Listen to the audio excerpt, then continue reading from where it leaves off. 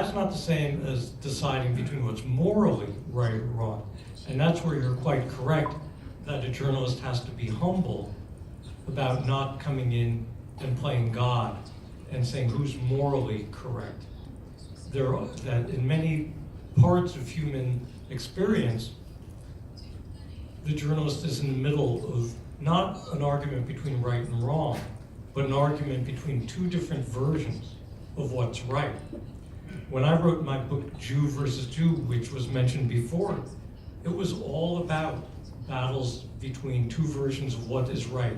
What's the right way to live a Jewish life in America? What's the right relationship for American Jews to have with Israel? What's the right way for a religion that was historically patriarchal to deal with modern feminism? And so that whole book was about not saying this side is right and the other is wrong. It was a way of saying here's a really complicated issue with some people of goodwill and passion on both sides. And I'm going to try to be accurate in portraying that argument.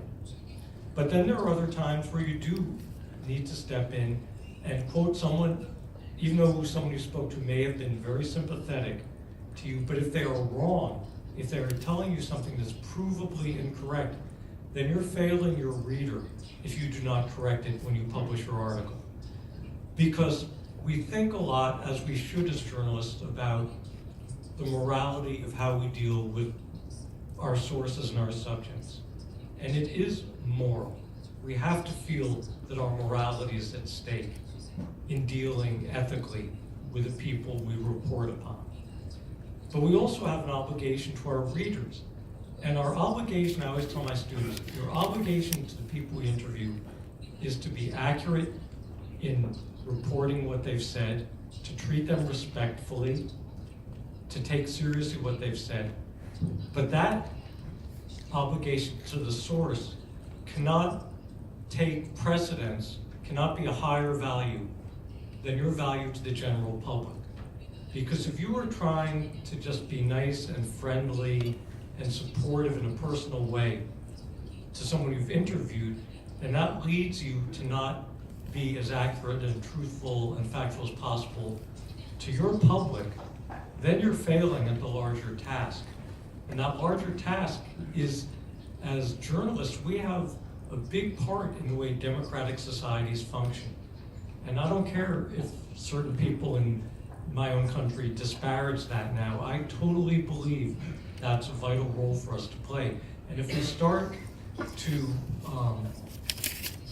alter what we write or broadcast for the public only because of it makes us feel like we've been, kinder to a source, then we're still failing.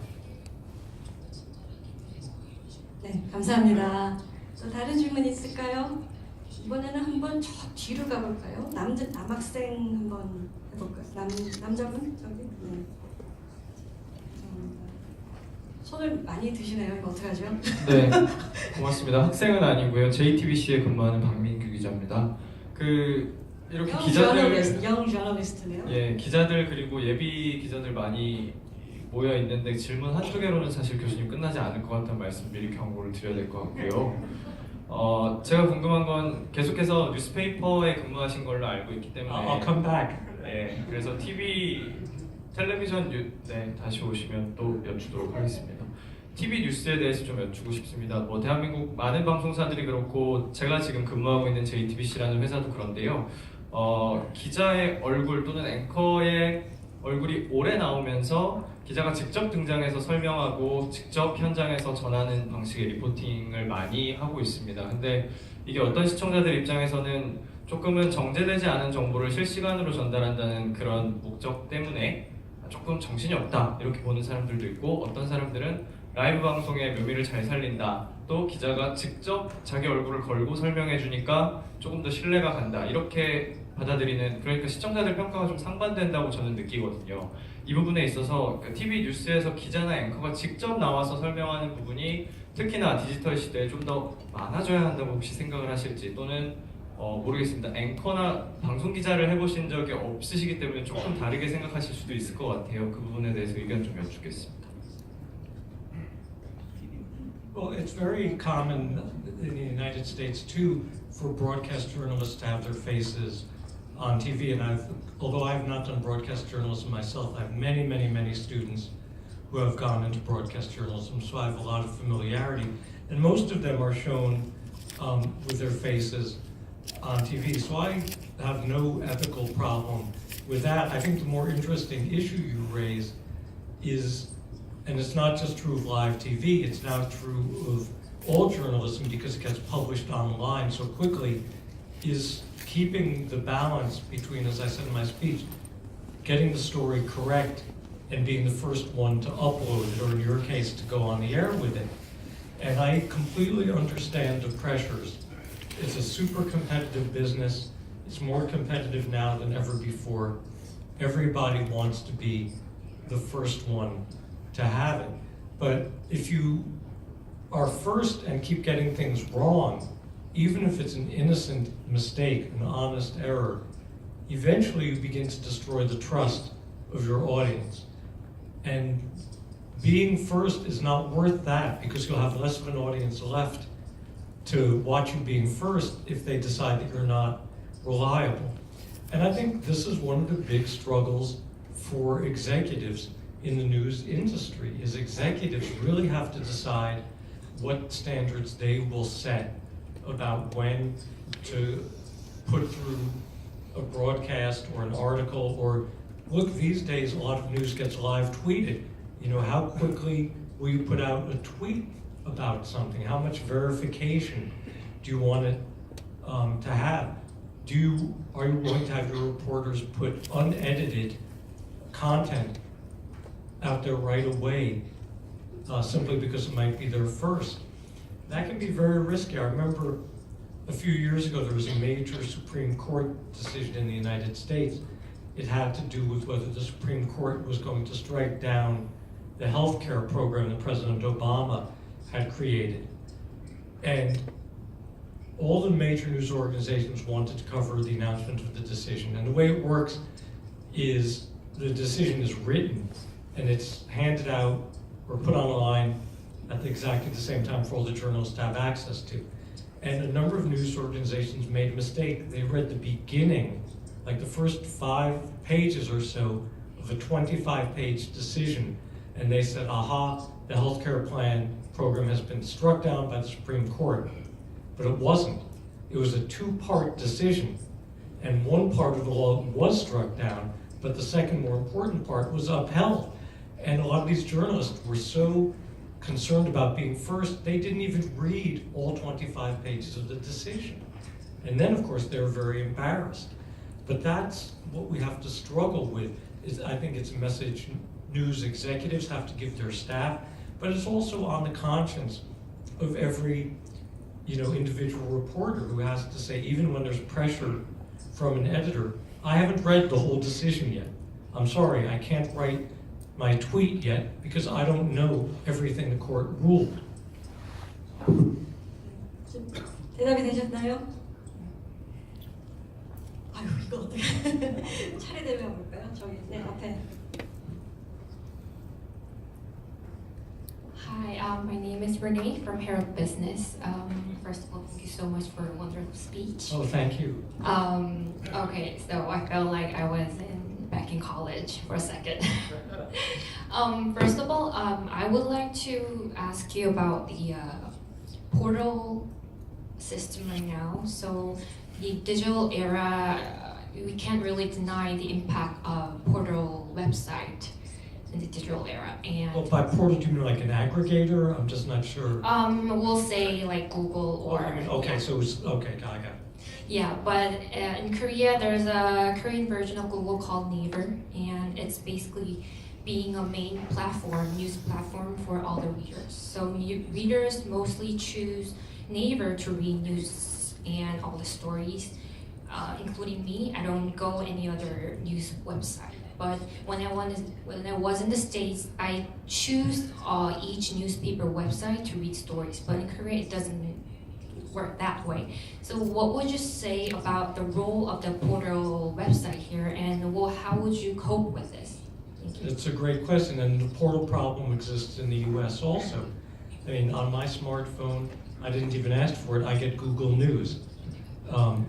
My wife actually likes to get a lot of her news that way. She puts in certain preferences, like an RSS, like you would with an RSS feed. And obviously the problem with the portals is that none of that income goes to the news organization that does the reporting. So I think there are two possible ways out of it. One is that at some point, news organizations are going to have to get into serious, difficult negotiations with portals like Google or Yahoo or neighbors here, and actually say, we're going to restrict our content, we're providing our content to you, unless some kind of revenue stream is set up, unless you license it in some way. Because it just can't be that all the advertising dollars go to the portal, because that's where the eyeballs are, but what brought the eyeballs to the portal was the work that the journalists on the news organization did, and their news organization isn't making that revenue. Another dream I have, and it's just a dream, but I hope it comes true someday, is, I don't know how familiar all of you are with sort of the history of music piracy online and iTunes, which was created by Apple. So if you go back, say, 15 years or so, you had programs like Napster and BitTorrent that you could use to basically steal songs for free. You could, download them for free illegally. And it was very hard to crack down, and who wouldn't want, a bunch of their hit songs for free? But it was creating a financial crisis in the recording industry. And I don't mean just for the big conglomerates like Sony or, EMI. I mean for individual musicians, songwriters, producers who, weren't getting the royalties they would normally get when their music is purchased. And so what Apple came in and did is create iTunes, which is basically this interface, and they worked with the recording companies to license songs, or whole albums in some cases, to iTunes. And then they basically went out to the public and essentially said, look, we know you've been stealing a lot of music. We know basically you're not a bad guy or a bad girl. You really don't want to break the law all the time, do you? If we could set up a way that's not that expensive, and you could get your music for a moderate price and be obeying the law, wouldn't you rather do that? And basically it worked. It didn't put an end to music piracy, but it created a system in which most music listeners, at least the ones I'm familiar with, are willing to give their credit card to iTunes, buy their music there, and then that income goes to support the musicians, the songwriters, the producers, the sound engineers, etc. Because otherwise, eventually you don't have any music being made anymore. And I keep waiting for there to be something like that for news content. Because I recognize what's very different, and this goes back to my idea about the department store model. If most people like my children's age, they're like your age, they're 26 and 24, they don't think of walking into a department store called the New York Times or Rolling Stone or Vogue or Sports Illustrated the way I used to do. They think of searching for news coverage on a specific thing. I want to see a story about the California wildfires. I want to see a story about, about the Chinese Party conference. I want to see a story about the FIFA championship. They don't care particularly which one it is. So I think we need to create a site, and maybe one of you will be the person to invent it and get rich, I hope so, in which, just like on iTunes, you can search anything you want. You could enter in a search and say, I want all the stories about, about the earthquake today, whatever earthquake it might be. And it'll then load them all in. Here's the earthquake story from the New York Times. Here's the earthquake story from Asahi Shimbun. Here's the earthquake story from, the Times of India. Here's the earthquake TV broadcast from BBC. Choose whichever one you want to buy, click on it, pay 25 cents or whatever, and then at least you're creating a revenue stream, and you're also kind of educating consumers to behave in a different way. I don't think it's faded that consumer behavior has to always be, let me see where I can get it for free. I think but it is a market question. It's what's the price point that someone would be willing to pay, and it's a technology question of how can you make it easily accessible so it's not onerous to find it. But that's my other hope. 바로 앞에서 계신 신사분.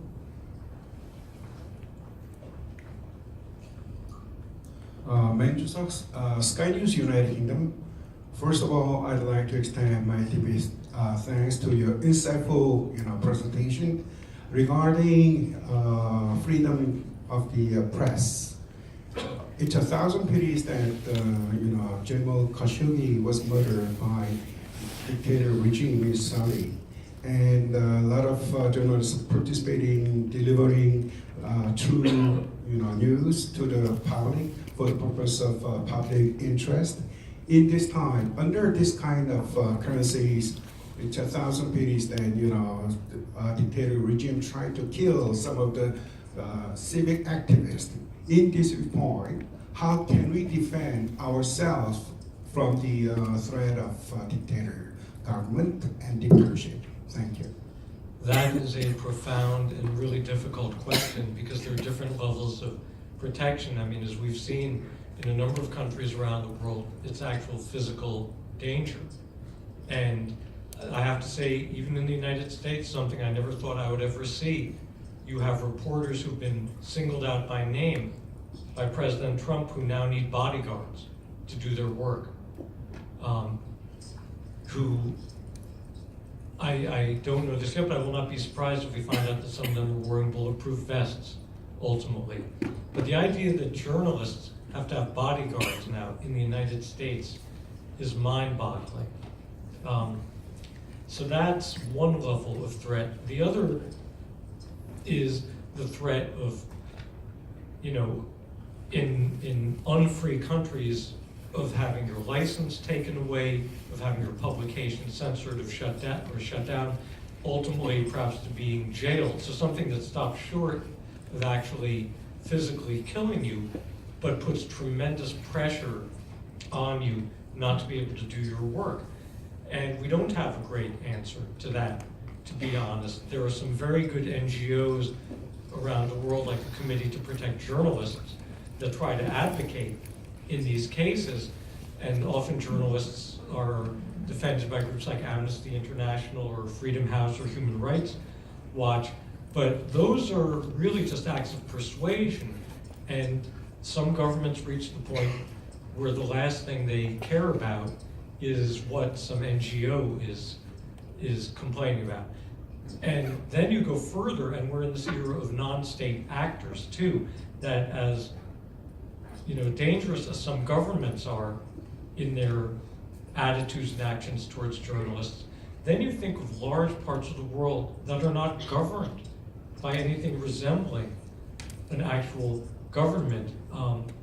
So you think of periods when Al-Qaeda or ISIS are controlling large areas of territory, and no journalist is safe there for a second. And if a journalist is taken captive, it's not like you can go to the Al-Qaeda embassy and put in a diplomatic complaint. Who are you going to even talk to about it? So, and the other interesting thing, I remember some of the insurgent groups of the 1960s, and whether you're thinking about like the Tupamaros in Uruguay or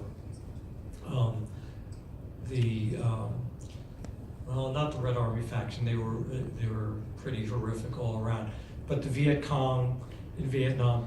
Interestingly, those groups saw journalists as potentially ways to get their story out to the wider world. I don't think that they were lovers of the free press, but I also think at that time the first move they would make wouldn't be to execute somebody. And yet we've seen in the case of so many journalists, the immediate decision is to execute, and sometimes it's a kind of a political or theological terrorism of Al-Qaeda or ISIS sort, but if you think in Mexico, where there have been a great many journalists murdered, it's really solely about profit. It's about the profitability of the drug cartels. And the drug cartels see investigative reporting as being a threat to their business. And so for them, it's a good business decision to murder a reporter, because what other reporter is going to think about doing an investigation of the Jalisco cartel after the last one got beheaded? So it's, and this is the last thing to say, this is why it's so destructive when you have the President of the United States, supposedly the leader of the free world, leading attacks on journalists.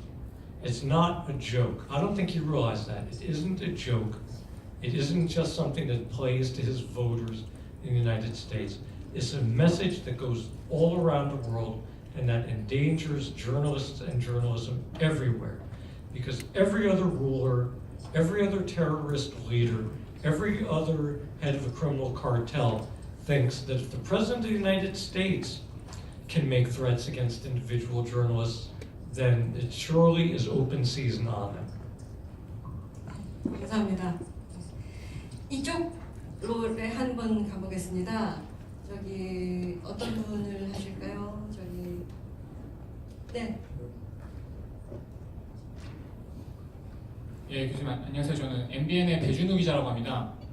오늘 강연 정말 잘 들었고요.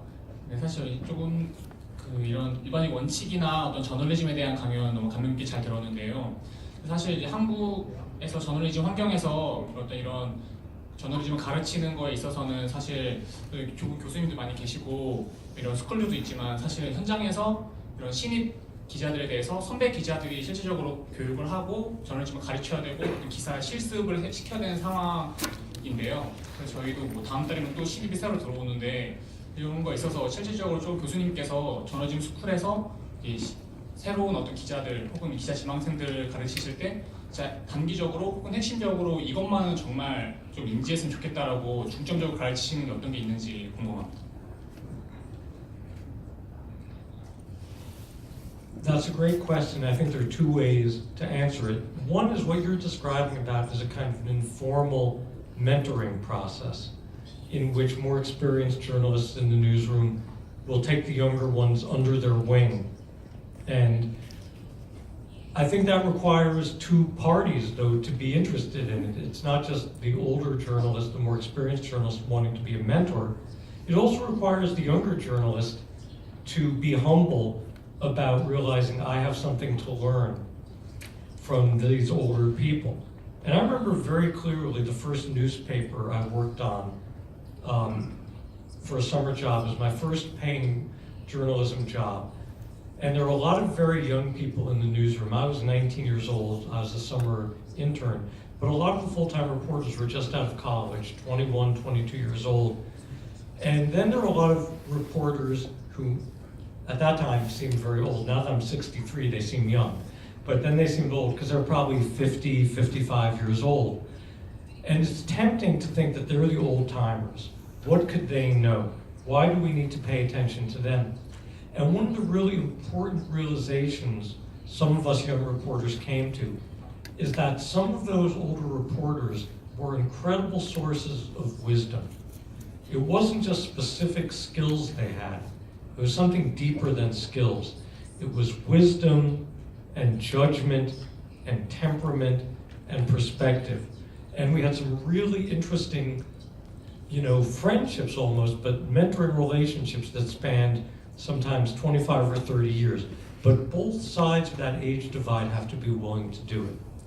You can't have the older person saying, oh, these millennials, what do they know? And you can't have the younger person thinking, those old people in the newsroom, like they grew up before there was even the internet. What do I have to learn from them? Both parties have to be willing. But then institutionally, news organizations have to realize that even after you've hired someone, or even after people have been on your staff for a long time, continuing education is vital. Doing staff development, staff retraining, and morale building is vital. And unfortunately, a lot of news organizations in the US have stopped doing that, not because they don't want to, but they feel like we're cutting our budget, something has to be cut, let's cut some of those staff development workshops we used to do. And I just think that's a case of doing something that saves money in the short term, but is harmful in the long run. Because if you develop better journalists, you'll have a better product, and I think a better product will always do better in the marketplace. But this is, again, something that has to be taken on by newsroom executives. They have to be the ones to decide it's really important to do this.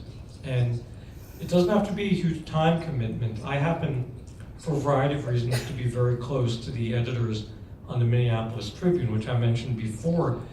And they're very committed to doing staff development still. And it's not a big expensive thing, but it's one afternoon a week. I think it's every Wednesday at noon for an hour. They get a brown bag lunch in their conference room with a different guest speaker talking on a different topic. And some of it is about practical skills, and some of it is about building morale and keeping people interested and excited. And it can't cost them that much money to do it. So you have some people not out reporting for that hour, and you buy a dozen people sandwiches. It's not all that much money, but I think the payoff is very large.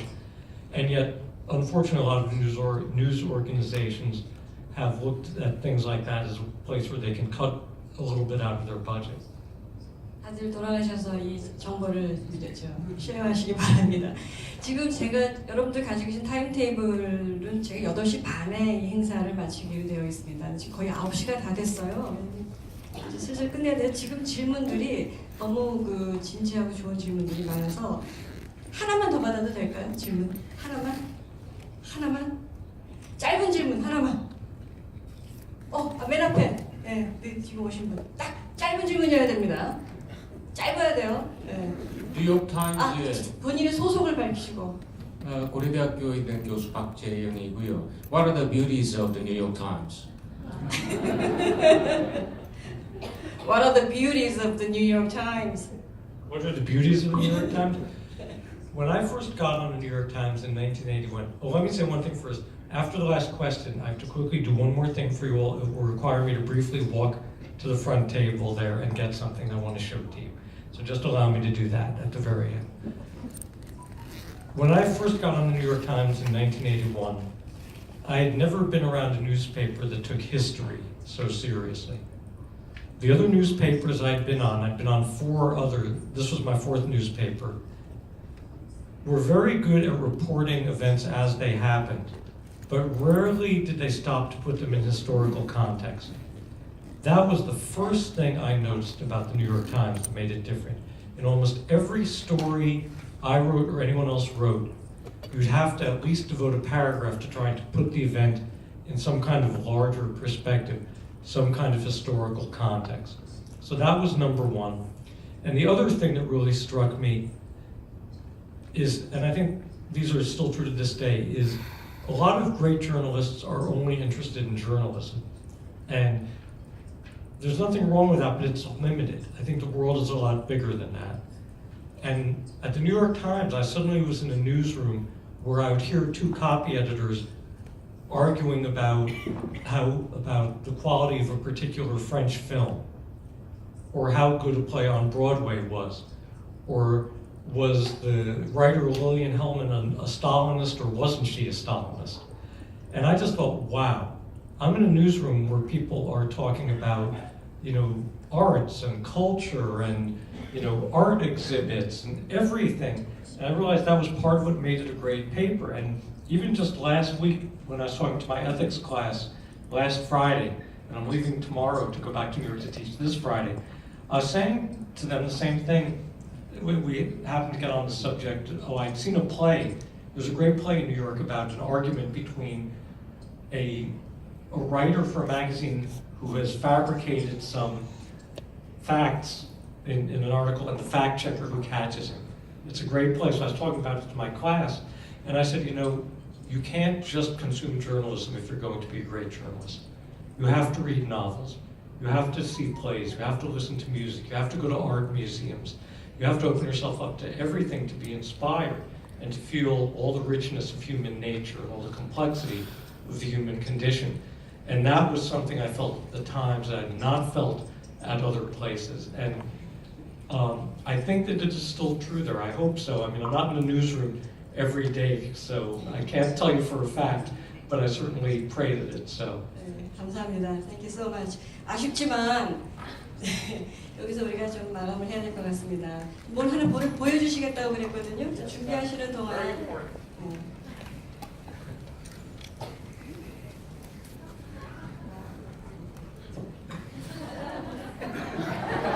This is my special purchase from today.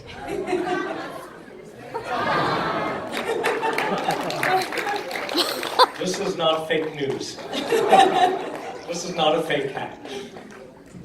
Thank you also. 네, 감사합니다. 긴 말은 필요 없는 것 같고요. 편지가 오면 반갑죠. 근데 그 편지를 쓴 분이 직접 오면 얼마나 더 반갑겠습니까? 그런 반가움을 가지고 제가 오늘 행사를 진행을 했습니다. 사실 프리드먼 교수님 이번에 한국에 처음 오시는 것이고 분위기가 너무 진지해서 제가 이 얘기를 잘 못 드렸는데 바로 엊그제 오셨고 수업 중에 오셨기 때문에 학기 중에 내일 가십니다. 그러니까 오늘의 이 행사만을 위해서 뉴욕에서 오신 거예요. 그래서 오늘 이 주신 많은 메시지 안에는 우리가 그동안 고민했던 많은 것들이 들어있고 앞으로 더 고민해야 될 것도 들어있습니다. 제가 가장 기뻤던 것은 이 안에서 우리가 저널리즘의 기본을 다시 확인하고 또 희망을 받았는 데 있었을 것 같습니다. 제 수업보다 너무 진지하고 분위기가 좋아가지고 너무 제가 오늘 오신 분 여러분들에게 감사드리고 가장 무엇보다도 먼 길을 오늘 이 자리만을 여러분들을 위해서 와주신 우리 프리드먼 교수님께 다시 한번 큰 박수 부탁드립니다. 감사합니다.